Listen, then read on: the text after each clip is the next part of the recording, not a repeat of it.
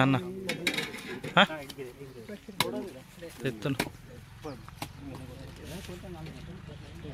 అయ్యా అక్కడ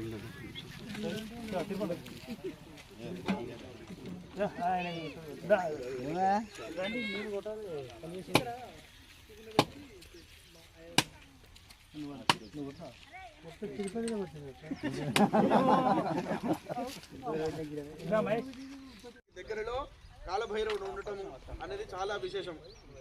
సంహార భైరవుడి దగ్గర మన కోరిక కానీ, మనకి శత్రువులు కానీ, మనకి మన వారైనా కాకపోయినా, మనం వారిని జోక్యం చేసుకున్నా చేసుకోకపోయినా మన నాశనాన్ని కోరుకునేవారు ఈ కలియుగంలో చాలామంది ఎదురవుతున్నారు. కనుక వీరన్నిటికీ మూలము కాలభైరవుడు.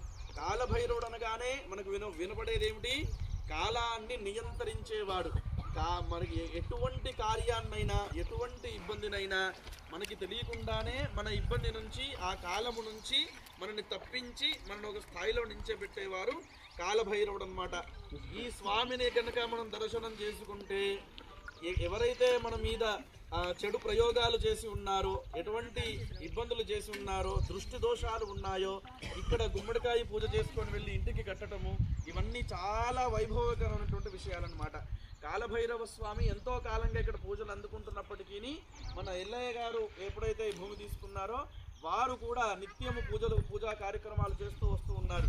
ఇక వారి బంధుత్వమైనటువంటి సంపత్ గారు ముందుపడి ఈ దేవాలయ నిర్మాణాన్ని ఏ విధంగా అద్భుతంగా కట్టాలయ్యా, ఏ రూపంలో కడదాము అని ఆలోచన చేసినప్పుడు కాలభైరవ స్వామి అంటూ ఉన్నప్పుడు అమ్మవారు ఉండాలి. మరి ఏ అమ్మవారు ఉంటే బాగుంటారు అని ఆలోచన చేసినప్పుడు ప్రశ్నలో ఇక్కడ మనకి తేలిన విషయము ప్రత్యంగిర అమ్మవారు ఉండాలి అని ఇక్కడ విషయం తెలిసిందనమాట.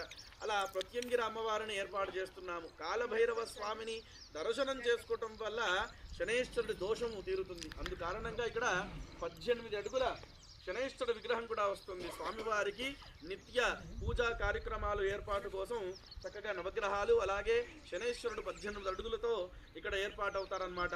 మరి ఇద్దరు ఉగ్రరూపాలు ఉన్నారు కదా ఇక్కడ. ఎవరు?